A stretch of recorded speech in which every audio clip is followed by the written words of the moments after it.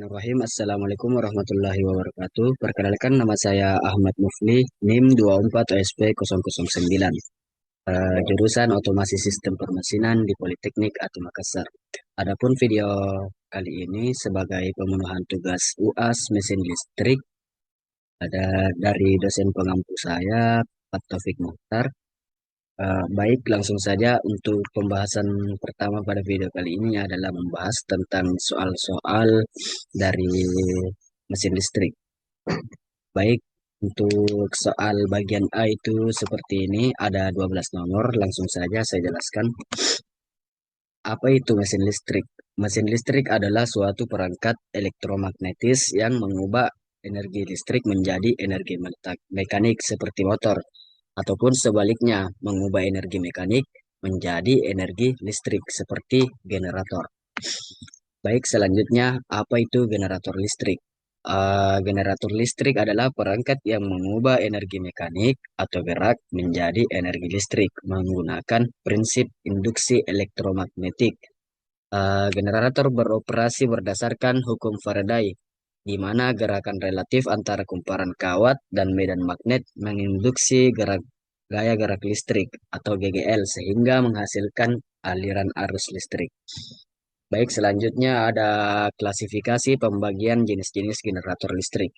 Di sini ada mesin listrik yang dimana dia terbagi menjadi dua, yaitu eh, statis dan juga dinamis. Yang dimana dinamis itu yang bergerak seperti generator dan juga motor. Adapun pembagian dari generator itu terbagi menjadi dua, yaitu berdasarkan arus itu ada generator DC dan juga AC. Adapun adapun metode penguatannya itu dia terbagi menjadi dua, yaitu terpisah dan juga penguatan sendiri. Dan sendiri juga diklasifikasikan menjadi tiga, yaitu seri, shunt atau paralel, dan juga kompon atau campuran. Ah, dan untuk generator pembagian dari generator AC itu ada generator sinkron dan juga asinkron. Sama halnya dengan motor DC. Ada juga motor AC. Baik, untuk penjelasannya itu seperti ini berdasarkan jenis arus generator AC atau alternator dan generator DC. Berdasarkan metode penguatan eksitasi, penguatan terpisah eksternal, dan penguatan sendiri self-excited yang dapat berupa shunt, seri, atau kompon. Berdasarkan jenis kutub, dia terbagi menjadi dua, generator kutub dalam yang dimana rotornya berputar dan juga kutub luar, statornya yang berputar. Baik, selanjutnya generator sinkron dan asinkron. Generator sinkron adalah generator AC yang kecepatan putar rotornya sinkron dengan frekuensi jaringan listrik yang dihasilkan sesuai dengan rumus N sama dengan 120 kali F bagi P. Nah, di sini generatornya itu sinkron yang dimana tidak ada perbedaan dari slipnya. Sebaliknya, generator asinkron atau generator yang tidak sinkron atau induksi adalah generator AC yang beroperasi pada kecepatan yang berbeda dari kecepatan sinkron. Biasanya digunakan dalam aplikasi yang lebih kecil atau untuk pemanfaatan energi terbarukan seperti turbin angin. Di sini dia dikatakan asinkron karena dia tidak sinkron, yang dimana dia memiliki perbedaan slip. Baik, selanjutnya ada prinsip kerja generator AC dan DC. Bagaimana prinsip kerja generator listrik AC? Didasarkan pada induksi elektromagnetik sesuai hukum Faraday. Ketika kumparan jangkar berputar di dalam medan magnet atau medan magnet berputar mengelilingi kumparan, terjadi perubahan fluks magnetik yang menembus kumparan. Perubahan fluks ini menginduksi gaya gerak listrik GGL bolak-balik AC pada kumparan jangkar yang kemudian disalurkan ke rangkaian eksternal melalui eh, cincin seret atau slip ring dan sikat atau biasa kita sebut brush.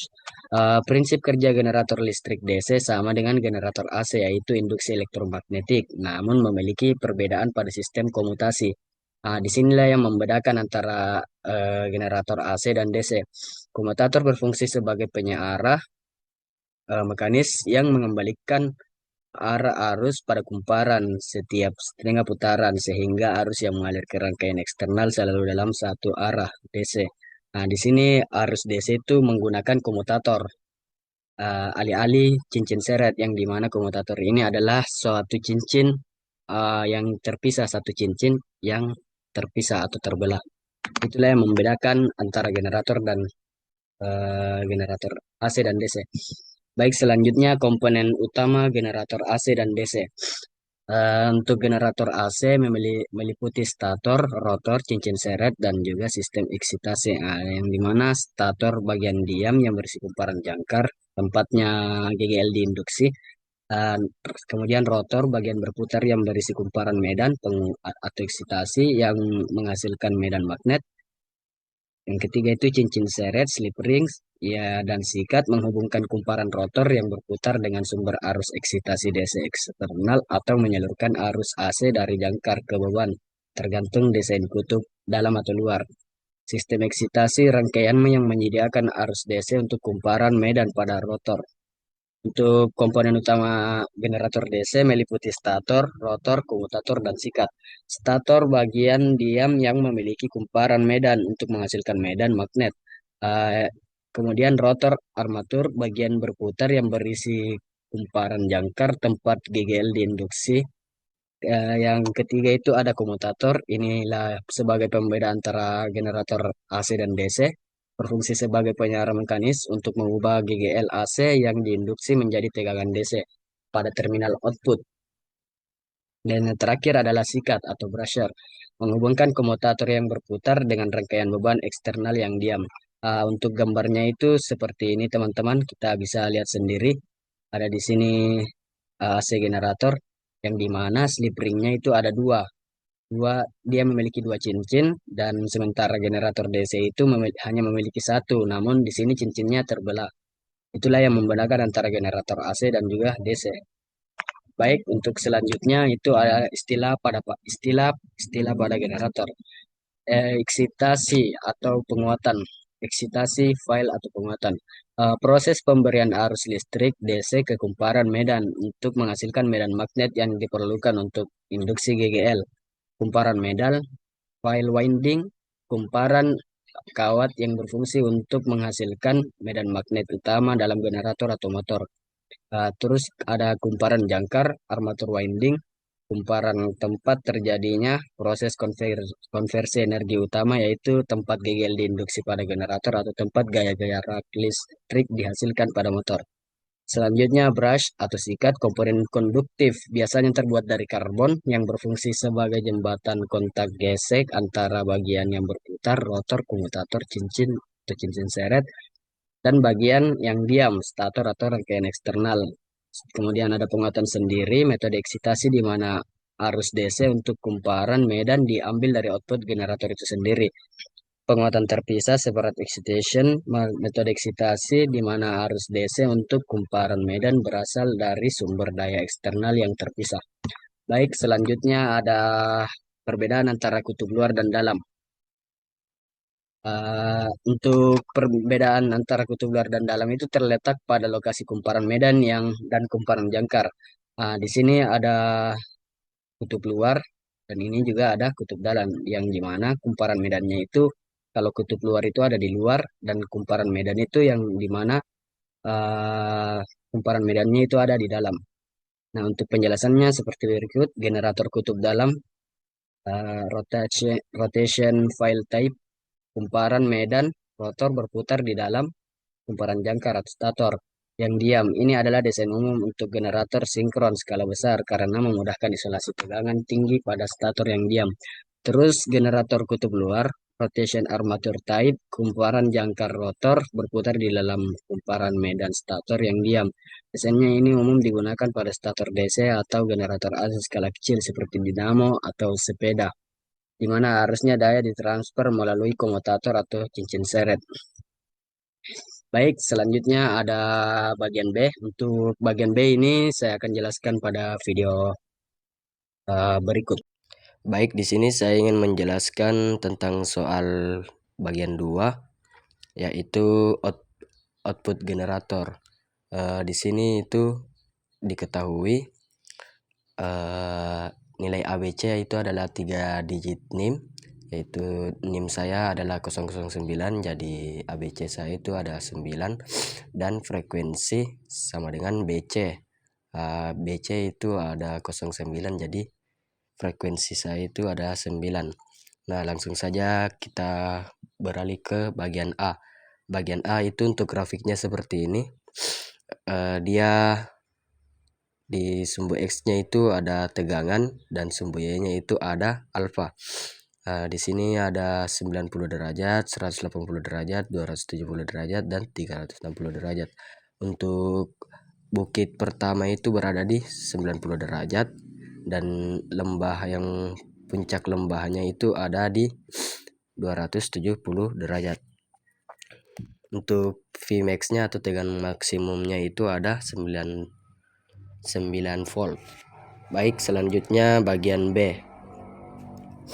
Untuk bagian B adalah menghitung Vmax. Vmax sama dengan, adapun rumusnya itu adalah Vmax sama dengan ABC volt. Yang dimana di sini nilai ABC adalah 009. Jadi di sini nilai ABC adalah 9 volt. Jadi Vmax saya ada 9 volt. Terus selanjutnya bagian C itu menghitung tegangan pada saat sudut 390 derajat atau alfa 390 derajat. Baik, untuk rumusnya itu ada V alpha sama dengan ABC dikali sin alpha. Baik, di sini ABC dikali sin alpanya itu alpanya tadi 300 pada sumbu 390 derajat. Jadi sini sin sin 390 derajat. Nilai ABC-nya itu ada 9. Jadi 9 dikali sin 390 derajat adalah 0,5. 9 dikali 0,5 sama dengan 45 derajat. 4,5 derajat. Maaf. 4,5 volt. Astaga. Baik, selanjutnya itu bagian D. Menghitung tegangan ketika waktu berada pada 0,216 detik. Nah, untuk rumusnya itu seperti ini. ABC kita ambil persamaan di atas. ABC sin dikali sin dikali WT sama dengan, di sini turun lagi, nilai ABC-nya itu ada 9 dikali sin, di sini buka kurung, W itu nilainya 2 V frekuensi, yang dimana 2 dikali V-nya itu 180 dikali frekuensi saya itu ada 9, terus dikali dengan T nya itu sama dengan 0,216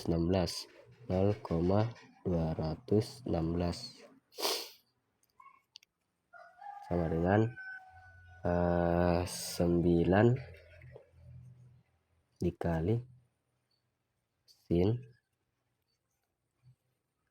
699,84. Adapun nilai dari sin 699,84 adalah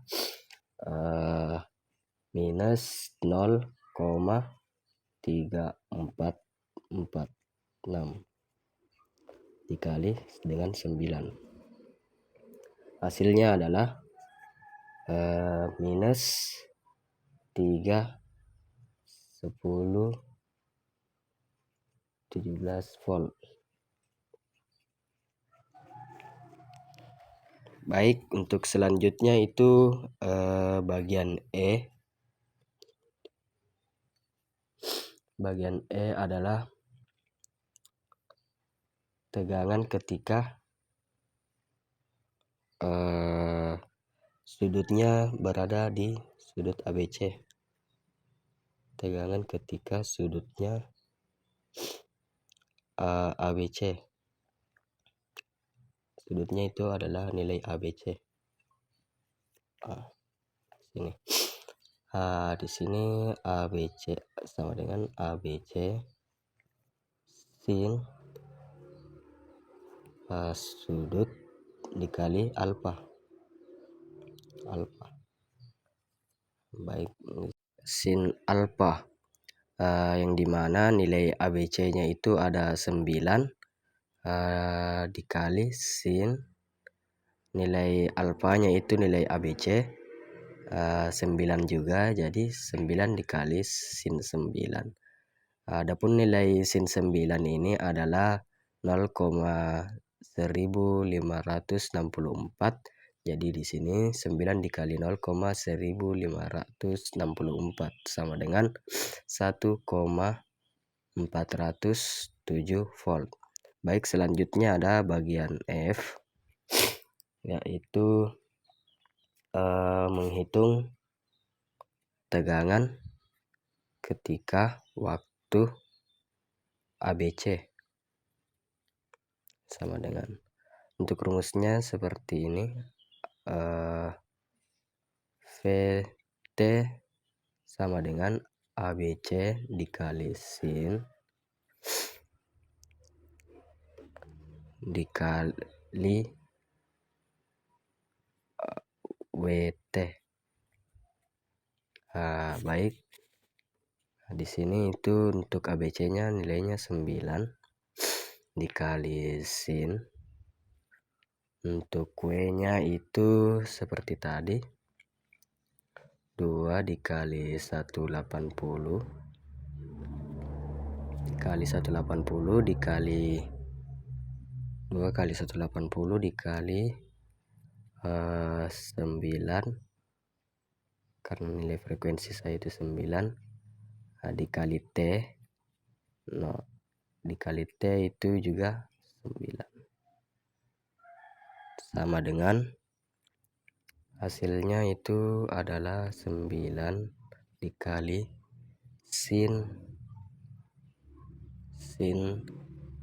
29.160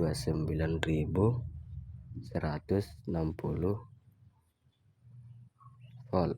Di sini sin, untuk nilai sin 29.160 itu adalah 0.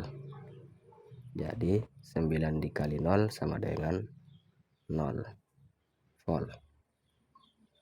Jadi tegangan waktu ABC itu adalah 0. Baik, selanjutnya adalah bagian G, menghitung tegangan rata-rata. V rata sama dengan 2 dikali Vmax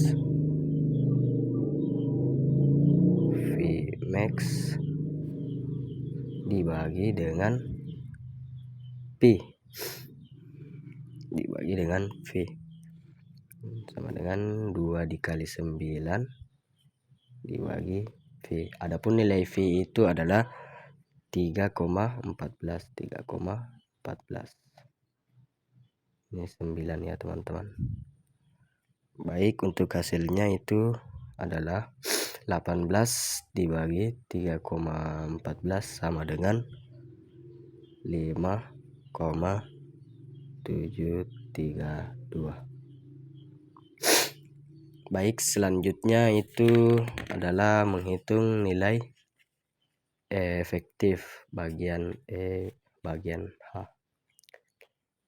Menghitung nilai efektif, V efektif atau tegangan efektif.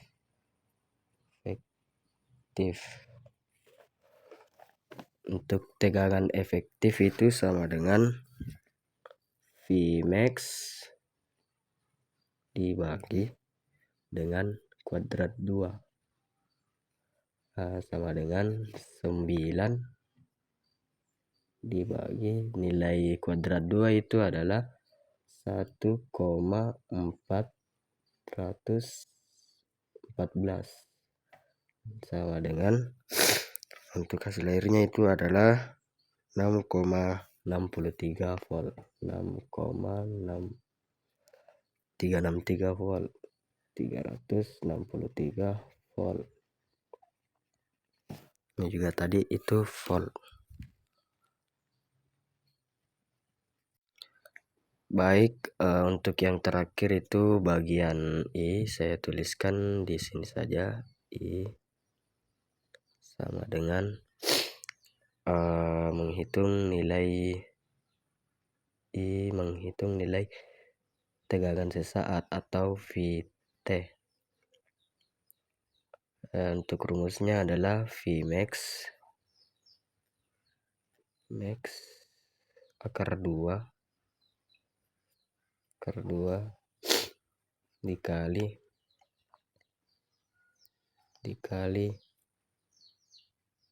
sin Wt.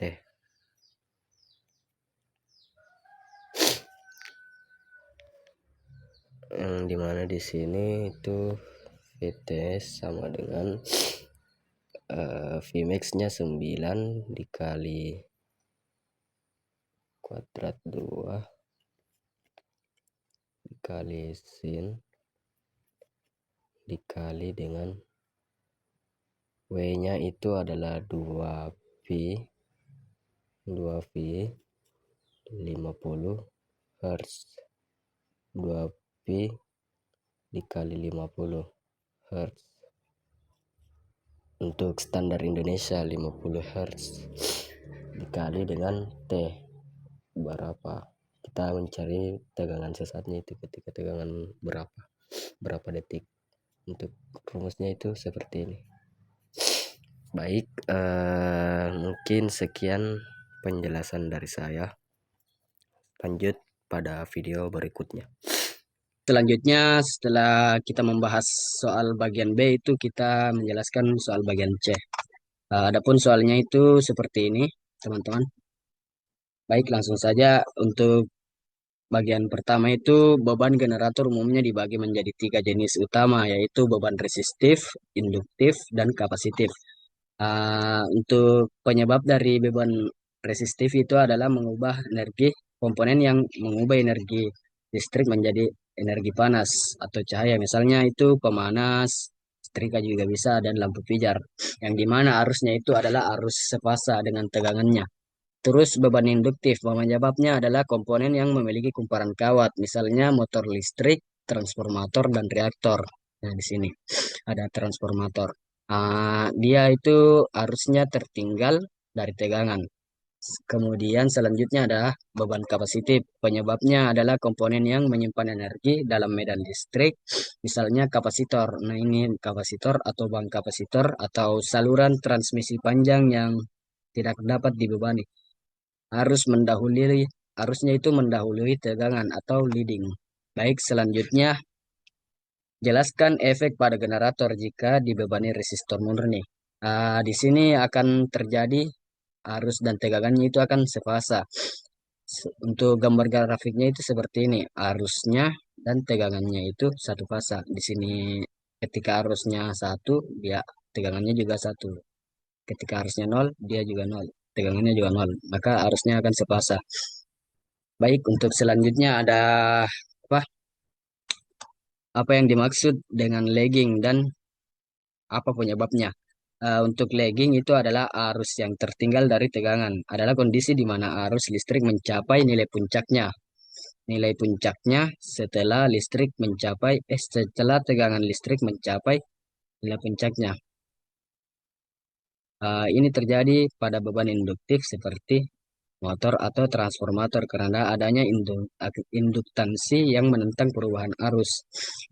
Nah, di sini arusnya tertinggal dan di mana arusnya mencapai puncak setelah tegangan mencapai puncak.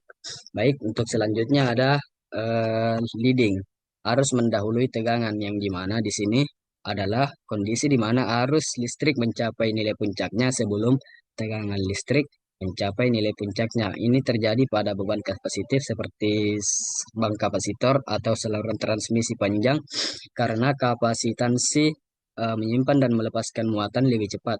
Nah, untuk gambar grafiknya itu seperti ini, teman-teman. Baik, selanjutnya jelaskan prinsip kerja terbentuk tegangan listrik tiga fasa. Prinsip kerja terbentuknya listrik tiga fasa didasarkan pada prinsip induksi elektromagnetik Faraday di dalam sebuah generator alternator yang memiliki konstruksi khusus seperti ini teman-teman grafiknya. Yang dimana fasa satu ini adalah ini dari tegangan nol dan juga selanjutnya adalah fasa 2 dari tegangan minus dari minus satu dan adapun apa fase 3 itu dari satu. Ah, di sini dia beda sudut tegangannya itu adalah 120 derajat. Di sini ah, kunci dari sistem tiga fase adalah penempatan ketiga kumparan di stator. Kumparan-kumparan ini ditempatkan sedemikian rupa sehingga memiliki perbedaan sudut fisik sebesar 120 derajat listrik satu sama lain di sekitar inti stator. Baik, selanjutnya adalah bagaimana cara agar sistem listrik yang kondisi lagging dapat berubah menjadi sefasa. Baik, untuk mengubah kondisi lagging menjadi sefasa itu adalah dengan menambahkan beban kapasitif. Untuk memperbaiki kondisi lagging yang disebabkan oleh beban induktif dan membuatnya menjadi sefasa adalah dengan menambahkan beban kapasitif seperti bank kapasitor secara paralel ke sistem. Kapasitor akan menginjeksikan daya reaktif atau leading yang akan mengompensasi daya reaktif lagging dari beban induktif. Baik, selanjutnya ada Baik, pada video ini izinkan saya menjelaskan dengan soal bagian C nomor 7. Di sini diketahui itu nilai ABC adalah 009 diambil dari 3 dim terakhir dan alfanya itu ada 90 derajat. Yang ditanyakan adalah nilai VR ketika ABC dikali sin alfa dan VS sama dengan ABC dikali sin alfa kurang 120 derajat dan nilai VT ABC sin alfa dikurang 240 derajat. Baik, untuk penyelesaiannya yaitu yang pertama dulu VR sama dengan ABC dikali sin alfa. Untuk nilai ABC-nya itu adalah 9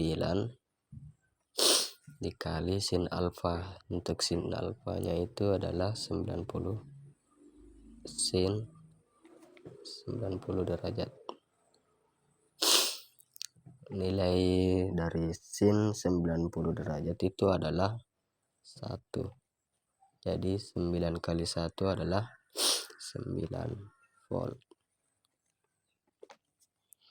Baik, untuk selanjutnya adalah nilai VS sama dengan ABC dikali sin alfa kurang 120 derajat, yang dimana nilai ABC-nya itu adalah 9 kali sin alfa 90 derajat dikurang 120 derajat sama dengan sin 30 derajat. 9 dikali sin minus 30 derajat. Nilai dari sin minus 30 derajat adalah minus 0,5. Jadi 9 dikali minus 0,5 sama dengan minus 4,5 volt untuk nilai Vs-nya. Baik, yang terakhir adalah Vt sama dengan ABC dikali sin alfa kurang 240 derajat. Untuk nilai ABC-nya 9 dikali sin alfa, alfanya itu 90 derajat dikurang 240 derajat sama dengan sin negatif 150 derajat. Jadi di sini 9 dikali sin negatif 150 derajat sama dengan nilai dari sin negatif 150 derajat adalah negatif 0,5. Jadi 9 dikali negatif 0,5 adalah negatif 4,5 volt. Sehingga hasil akhirnya itu kita dapatkan VR 9 volt, Vs negatif 4,5 volt, dan juga Vt negatif 4,5 volt. Baik, lanjut ke video berikutnya. Dan cara pemeliharaannya. Baik, untuk gambar gensetnya itu seperti ini teman-teman. Yang pertama itu ada engine atau mesin. Nah, di sini mesin itu sebagai sumber tenaga utama yang menggerakkan sistem. Biasanya dia menggunakan bahan bakar untuk menghasilkan energi mekanis. Nah, selanjutnya ada alternator atau generator itu sendiri. Nah, di sini tempat generator berada. Alternator adalah komponen yang mengubah energi mekanis dari mesin menjadi energi listrik. Selanjutnya ada fuel system. Yang dimana fuel system artinya adalah sistem bahan bakar, diesel. Di sini tempatnya itu kita mengisi bahan bakar seperti diesel atau solar atau bensin sebagai pemasok atau tempat penyimpan bahan bakar itu ada fuel system. Baik, selanjutnya ada nomor 4 itu voltage regulator. Voltage regulator itu adalah eh, tegangan regulator mengontrol tegangan output listrik dari alternator untuk memastikan tegangan tetap stabil eh, pas untuk tidak ada yang namanya beban berlebih atau kekurangan beban. Jadi bisa diatur di sini di apa untuk tegangan voltage regulatornya. Baik, selanjutnya adalah 5 cooling atau S-house system. Cooling artinya pendingin yang dimana di sini adalah tempat pendinginan untuk menjaga suhu mesin tetap optimal dan juga ada S-house system yang dimana S-house system adalah sistem pembuangan atau kelapotnya yang dimana di sini akan dibuang gas-gas yang dihasilkan dari proses pembakaran mesin. Baik, selanjutnya ada lubrication system yang dimana lubrication system itu adalah tempat pelumas atau sistem pelumas yang menyediakan oli untuk melumasi bagian-bagian mesin yang bergerak atau yang bisa mengurangi gesekan dan membantu pendinginan. Baik, selanjutnya adalah baterai charger pengisi daya untuk mengisi ulang baterai yang digunakan untuk menyalakan mesin atau mengoperasikan panel mesin. Yang delapan itu ada kontrol panel atau panel kontrol.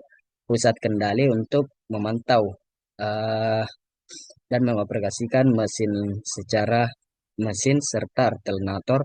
Nah, di sini itu ada display apa menampilkan informasi seperti tegangan, frekuensi, dan juga status operasi. Baik, yang terakhir itu ada 9. Main assembly frame. Main assembly frame artinya rangkai perakitan utama struktur pendukung atau sasis yang menahan semua komponen di tempatnya dan menjaga stabilitas unit secara keseluruhan. Baik, selanjutnya adalah jelaskan syarat dan cara kerja paralel generator. Syarat paralel generator itu ada tegangan yang sama, tegangan terminal generator akan diparalelkan harus sama. Setelah itu frekuensinya juga harus sama, urusan fasanya juga harus sama. Jika kita menggunakan RST berarti RST, atau kalau RTS kita harus menggunakan RTS. Nah, dicek dapat dicek dengan sinkronoskop atau urutan lampu. Baik, selanjutnya ada polaritas yang identik atau sama, polaritas kutub positif dan negatif harus sama, tidak boleh terbalik.